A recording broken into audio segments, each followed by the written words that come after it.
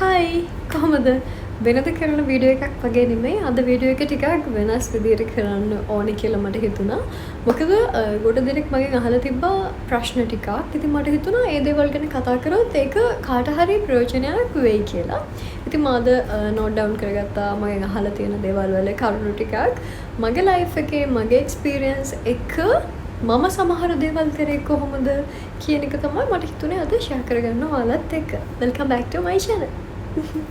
ඉතින් YouTube එක මම කරන්නේ කියලා ඇත්තටම අතහැරලා දාලා තිබ්බා. ඊට පස්සේ තමයි හිතුනේ පුංචි දේවල් ටිකක් කරනවා කියලා. ඉතින් මේකත් ඒකේ එක කොටසක්. විශේෂයෙන්ම කියනවා නම් මැනිෆෙස්ට් කරන එක ඔව් මමත් ගොඩාක් දේවල් හිතලා ප්‍රාර්ථනා කරලා තියෙනවා. ඒ දේවල් ඒ විදිහටම සමහර විට ඊටත් වඩා හොඳ විදිහට මගේ ජීවිතේට ලැබිලා තියෙනවා.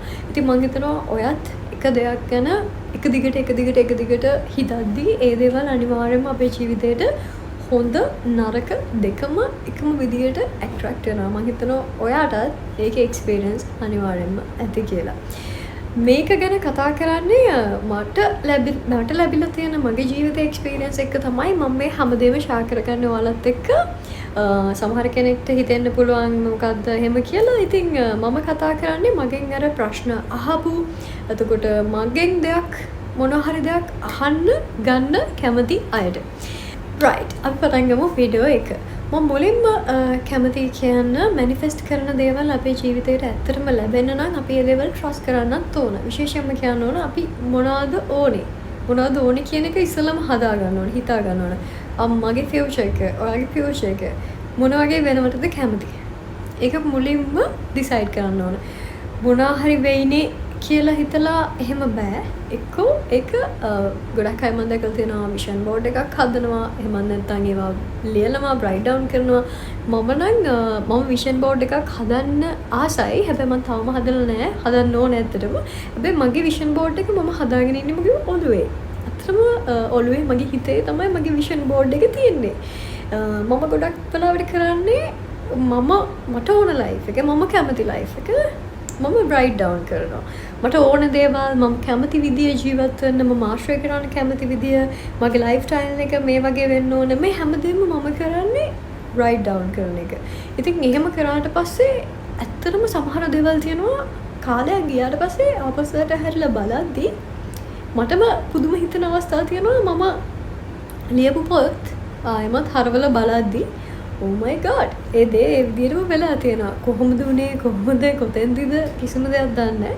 හැබැයි මම ලියපුවා මම කැමැත්තෙන් හිටපුවා ඒ විදිහටම වෙලා තියෙනවා. කාලයක් ගියාට පස්සේ තමයි ආපස්සට හැරිලා බලද්දී ඒක වැඩ කරලා කියලා තේරෙන්නේ. ඉතින් ඒ නිසා අපි ලියන දේවල් මාරු විදිහට වැඩ කරනවා කියලා මම ට්‍රස්ට් කරනවා. ඉතින් ඔයත් ඔයාගේ ජීවිතේ කැමති නම් මේ විදිහට වෙනවට මගේ ෆියුචර් එක මෙහෙම වෙනවට කැමති නම් ඔයාට පුළුවන් කොලයක් පෑනක් පොතක් අරගෙන ඔයා කැමති විදිහේ ඔයා ලියන්න. මුලින් ඉඳන් අගට හැම දෙයක්ම ලියන්න. සමහරුන්ට දැන් මට ඕන ආදරයක්, මට ඕන හොඳ ආදරයක්. මොන විදිහේ ආදරයක්ද? ඒ කියන්නේ අම්මගෙන් වෙන්න පුළුවන්, තාත්තගෙන් ලැබෙන, යාළුවෙන්ගෙන් ලැබෙන ආදරය වෙන්න පුළුවන්, බොයිෆ්‍රෙන්ඩ්ගෙන්, හස්බන්ඩ්ගෙන් ලැබෙන ආදරය වෙන්න පුළුවන්. ඔයාලා ඇත්තටම මොන වගේ ආදරයක්ද කියලා ක්ලියර්ලි පැහැදිලිව ලියන්න ඕනේ. ඒ වගේම තමයි අනිත් දේ ඒ දේවල් ලියනකොට මාරු විදියට විශ්වාස කරන්නත් ඕන. හරි මම මේ ලියන දේ දවසක ඇත්ත වෙනවාමයි. ඒ වගේම ඔල්රෙඩි ඒ දේ වෙලා ඉවරයි කියන විශ්වාසෙත් එක්ක ලියද්දි ඇත්තටම මේ දේවල් ඒ විදිහටම සිද්ධ වෙනවා. ඊළඟ දේ තමයි what you watch, what you listen. ඒ කියන්නේ අපි හැමදාම බලන්නේ මොනවද, අපි අහන්නේ මොනවද, අපේ වටේ ඉන්නේ මිනිස්සු කවුරුද, මොන වගේ අයද, අපි වාඩි වෙන්නේ කාත් එක්කද, අපි කන්නේ කාත් එක්කද, අපි කතා කරන්නේ කාත් එක්කද, මේ හැමදේම අපි හිතන රෙඩිය මාර්ම විදියට පවර්ෆුල් එනර්ජි එකක් අපිට දෙනවා. සාමාන්‍යයෙන් ඔයාලටත් සමහර විට එක්ස්පීරියන්ස් ඇති. අපි දන්නවනේ හොඳ ගිරව නරක ගිරව අපි චුටි කාලේ දන්න කතාව. ඒක මාරම ඇත්ත. අපි හොඳ මිනිස්සු වටේ ඉද්දි අපිත් හොඳ වෙනවා. අපි නරක මිනිස්සු වටේ ඉද්දි අපිත් ඒක නරක විදිහටම වෙනවා. ඒක ඇත්තටම බේසික් වෙන්න පුළුවන්. හැබැයි ඒක මාර ඇත්ත. සමහර ලාවට අපිට අපි ආශ්‍රය කරද්දි මිනිස්සු ළඟ ඉද්දි අපිට දේවල් අමතක වෙනවා. සමහර ලාවට මේ හැමදේම අපි දන්නවා.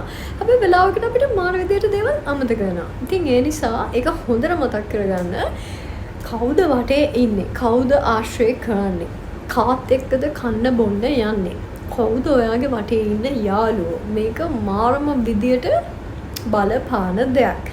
ඉතින් ඒ වගේම තමයි ඔයා මොනවද අහන්නේ වැඩිපුරම YouTube එකේද Spotifyද එතකොට Netflix එකේද මොනවද බලන්නේ මොනවද අහන්නේ දුක හිතන දේවල් අහනවද එතකොට ඇට්‍රැක්ට් වෙන්නෙම ලයිෆ් එකට ඒ වගේ දේවල් විතරයි නැත්තම් හොඳ පොඩ්කාස්ට් එකක් හොඳ දෙයක් අහනවද එතකොට ලයිෆ් එක බලාගෙන ඉද්දි මාර විදියට චේන්ජ් වෙනවා එතකොට විශේෂයෙන්ම අපි කන්නේ මොනවද කන්නේ බොන්නේ ඒකත් මාර විදියට බලපානවා මොකද හෙල්දි කද්දි අපේ මෙන්ටලිටි එක වෙනයි රියැක්ට් කරන විදිය දේවල් වලට ෆාස්ට් ෆුඩ් කද්දි මෙන්ටලිටි එක රියැක්ට් කරන විදිය වෙනයි මමත් ඒක හිතලම එක්ස්පීරියන්ස් කරලා බැලුවා ටික දවසක් ඒක මාර ඇත්ත මොකද අපි හෙල්දි කෑම කනකොට අපි හරිම රිලැක්ස් අපේ මයින්ඩ් එක බොඩි එක හැමදේම හරි රිලැක්ස් හැබැයි අනහෙල්දි දේවල් කනකොට අපේ මයින්ඩ් එකේ බොඩි එක හැමදේම රියැක්ට් කරන විදියත් වෙනස් වෙනවා සමහරවිට ඉපිට තරහ යන ඒවා ඒ වගේ දේවල් පවා වෙන්න පුළුවන් ඉතින් කන බොන දේවල් ගැන ආශ්‍රය කරන අය ගැන අපි අහන මියුසික්ද මොනවාද දුක හිතෙන දේවල්ද සතුට හිතෙන දේවල්ද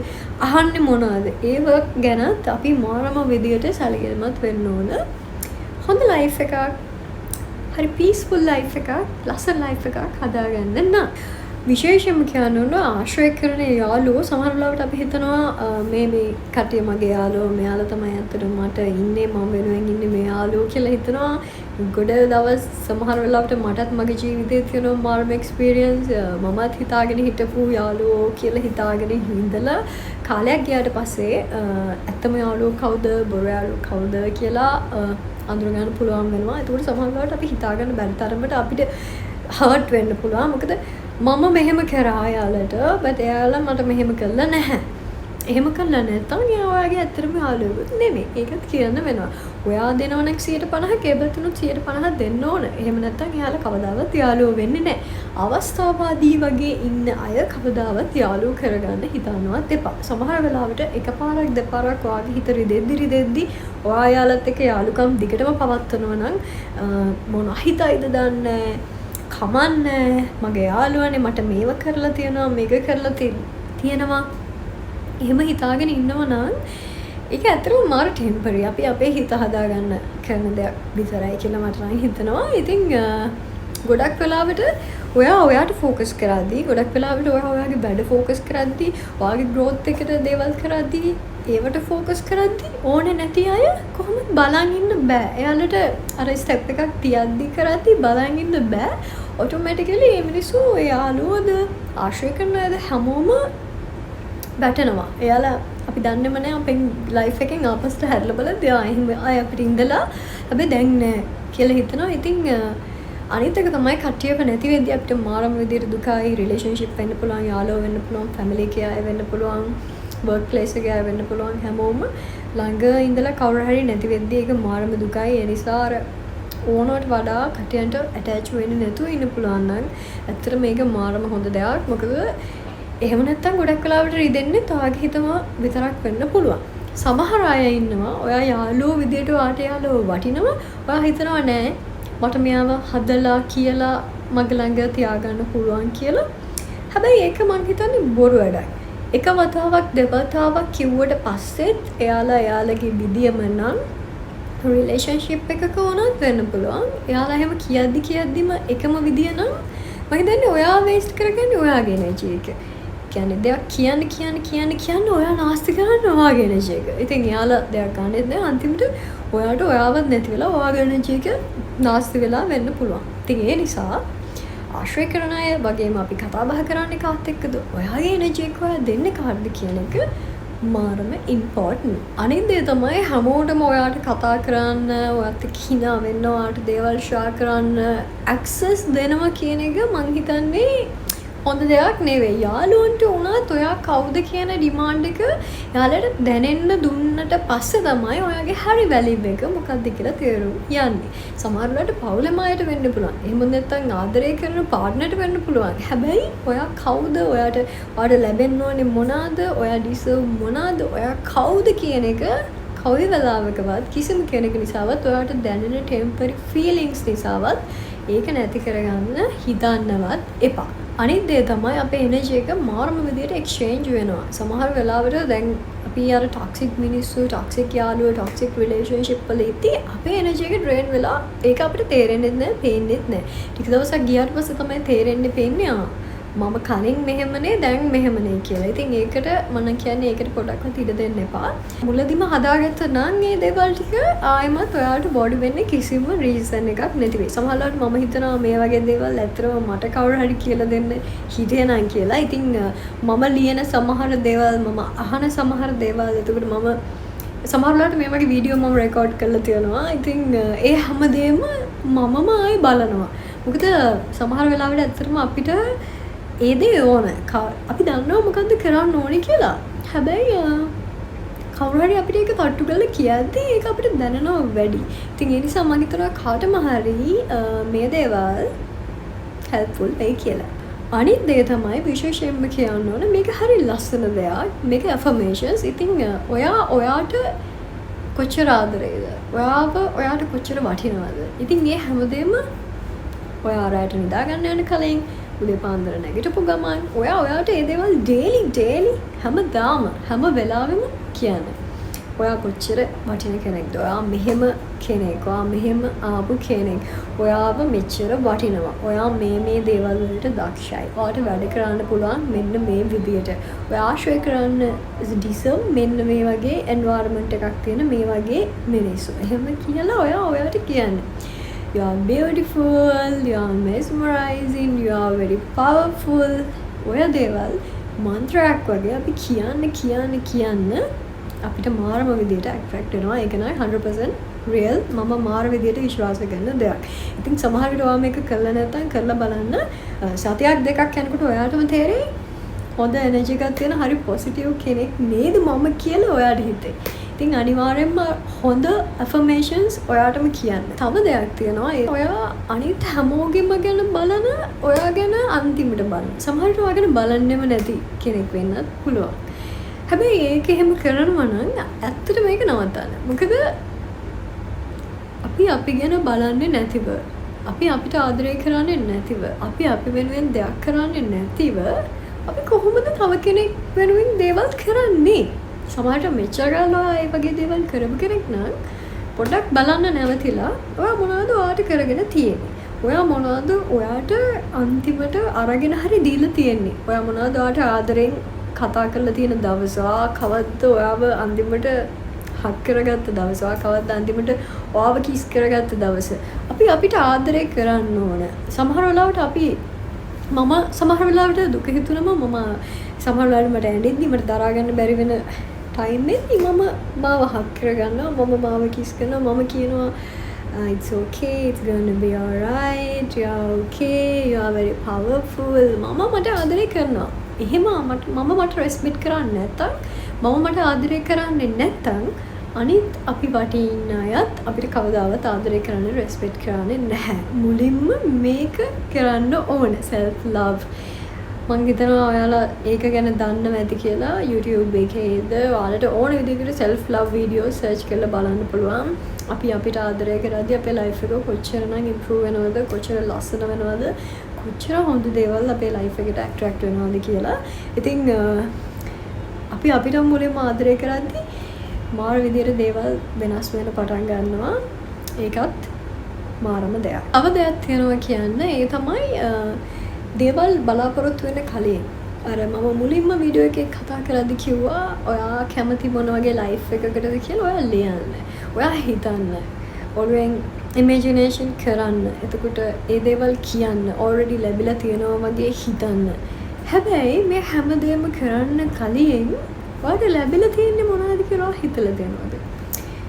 මේ වෙලාවේ මේ මොමන්ට් එකේ වගේ ජීවිතේ ඉන්න අය කොච්චර දුර ඔය ඇවිල්ලා තියෙනවද?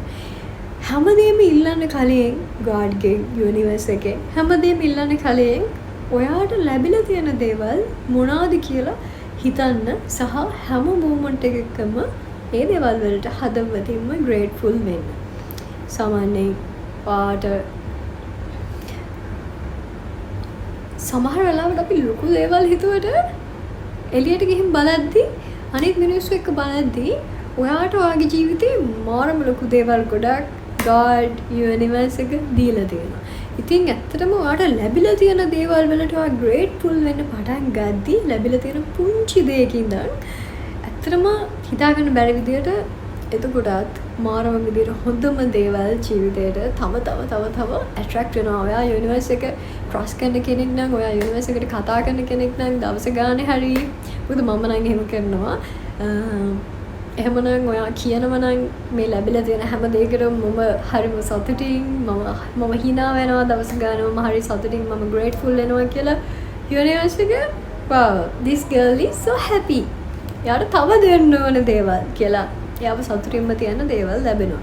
ඒකත් මාරම ඇත්ත. ඉතින් ඒ නිසා මුලින්ම දේවල් අහන්න බලාපොරොත්තු වෙන්න කලින් ලැබෙන තියෙන දේවල් වලට grateful වෙන්න. ඒ වගේම තමයි ඔයාගේ වැලියු එක මොකක්ද කියලා මම කලිනුත් කිව්වා. හැබැයි ඒ ගැන වැඩි කතා කරේ නැහැ. ඔයා කවුද කියන එක, ඔයාගේ වැලියු එක මොකක්ද කියන එක ඔයා අනිවාර්යයෙන්ම තේරුම් ගන්නම ඕන. සමහර වෙලාවට අපි පටන් ගත්ත දේවල් අපි මගදී අතාරින්න පුළුවන්. මට බෑ, මම හරියන්නේ නැහැ, මට මෙහෙම වෙන්නේ, මම කොච්චර try කරත් ඒ දේවල් වෙන්නේ නැහැ. මටත් එහෙම හිතලා තියෙනවා. සමහරවිට ඔයාලට හිතලා ඇති. හැබැයි ඒක නෙමෙයි reality එක. ඔයා කවුද කියන එක තියෙන්නේ ඔයාගේ ඇතුලේ. කාටවත් decide කරන්න බෑ මේ ලෝකේ ඔයා කවුද කියන එක. ඔයා තමයි decide කරන්න ඕනේ ඔයා කවුද, ඔයා මොන වගේ කෙනෙක්ද කියලා. ඒ වගේම තමයි මට මතකයි මම මීඩියා කරන්න ගත්තේ A level වලදී මම මුලින්ම කරේ අවුරුද්දක් max. ඊට පස්සේ අපේ ඉස්කෝලේ තිබ්බේ නෑ. එතකොට ආර්ට්ස් නෙමෙයි මීඩියා තිබ්බේ නෑ. අවුරුද්දක් කරද්දි තමයි මීඩියා ආවේ. ඉතින් එතකොට මම අපේ මැඩම් එක්ක මම ගියේ ගර්ල්ස් ස්කූල් එකට. ඉතින් මම මැඩම් එක්ක පොඩක් කතා කරලා ආගියු කරලා තමයි මීඩියා වලට ආවේ. මොකද මැක්ස් කරන කෙනෙක්ට මේ ආර්ට්ස් සෙක්ෂන් එකට යන්න මැඩම් කැමති වුණේ නෑ. ඉතින් මම අඬලා කෑ ගහලා තමයි කොහොම හරි මම ආවේ මීඩියා කරන්න. ඒ පොඩි කාලේ ඉඳන් අර මගේ තිබ්බ ආසාවක් මම මෙහෙම කරොත් තමයි මට මෙයා වෙන්න පුළුවන් කියලා. මන්දා ඊට පස්සේ කොහොම හරි හිතාගන්න බැරි විදිහට මම මැඩම්ට පොරොන්දු වුණා අවුරුද්දයි තියෙන්නේ රිසල්ට් එක ගොඩ දාලා දෙනවා කියලා. ඒ වගේම මම එනවල් රිසල්ට් එක යාට ඕන වෙච්ච විදිහටම මම ගොඩ දාලා දුන්නා ප්‍රොමිස් වෙච්ච විදිහටම. ඒ වගේම මේකෙන් මටත් හොදක් වුණා. මොකද මගේ ඩ්‍රීම් ජොබ් එක මම ආසාවෙන් කරන්න හිතපු දේ තමයි දවසක හොඳ රේඩියෝ ප්‍රසන්ටර් කෙනෙක් වෙන්න. මම පුංචි කාලේ ඉඳන් මම හරි ආසයි මයික් එකෙන් කතා කරන්න ඔය වගේ දේවල් වලට. ඉතින් කොහොම හරි ආපස්ස හැරිලා බලද්දී මට මාරම සතුටුයි මම ඒක කරලා. හිතාගන්න බැරි දේවල් සමහර වෙලාවට කරන්න පුළුවන් කියලා විශ්වාස කරද්දී අපිට ඒක අනිවාර්යයෙන්ම කරන්න පුළුවන්. ඒක ඇත්තටම මමත් පිළිගන්න දෙයක්. ඉතින් සමහර වෙලට ඔයාට කවුරු කොහොම මොන විදියට වටේ ඉඳන් දේවල් කිව්වත් ඔයාට බෑ මේක කරන්න.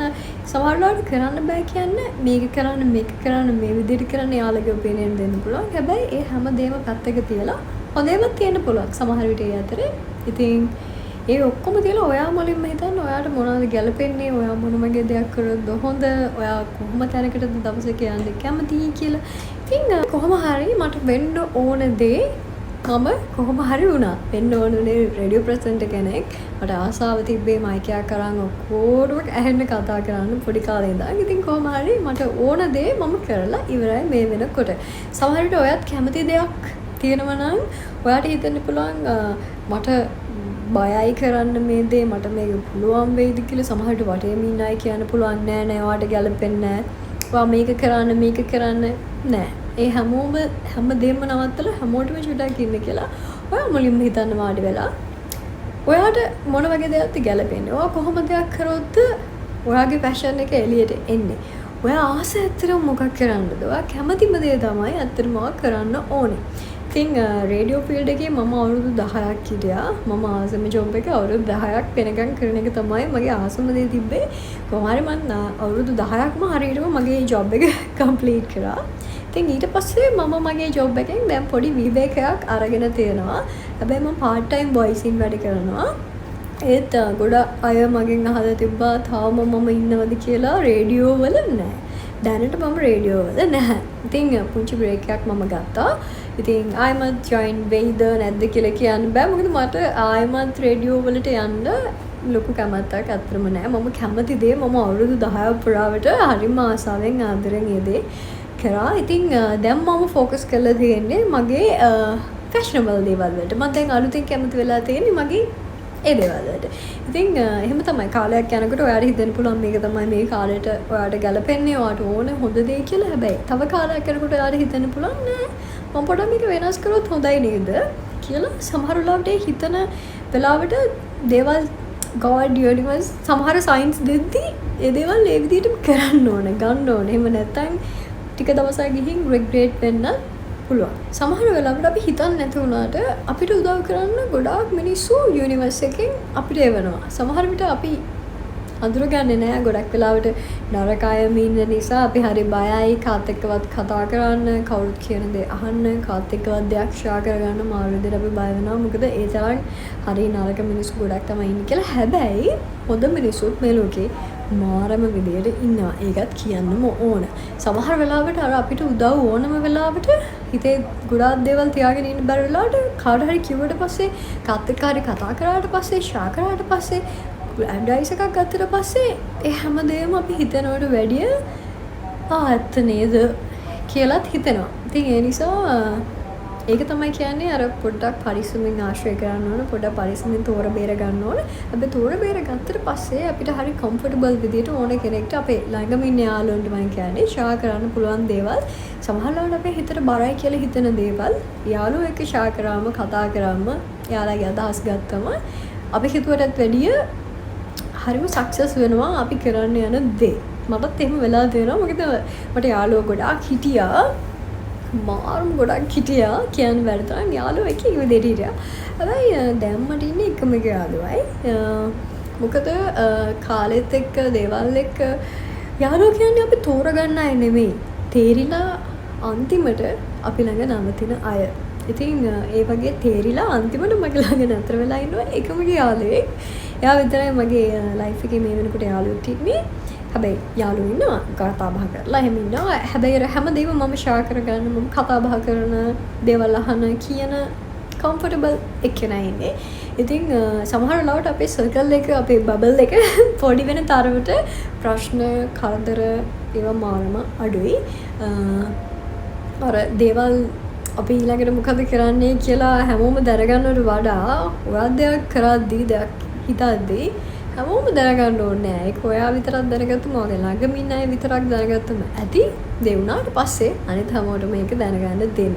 මොකද එහෙම නැත්තම් තවත් වෙලාවකට අර අවුට්සයිඩ් එනර්ජි එකට පුළුවන් ඔයාගේ හිතන දේ, අතන දේ, ඔයාගේ ඩ්‍රීම් එක ඒ හැමදේම නැතිකම කරලා දාන්න. ඉතින් ඒ නිසා හොඳම දේ අන්තිම මොහොත වෙනකන් ඔයාගේ සීක්‍රට්ස් ඊළඟට කරන්න යන දේවල්, ඔයා හිතාගෙන ඉන්න දේවල්, ප්ලෑන්ස් කිසිම දෙයක් ෂෙයා කරගන්න යන්න එපා.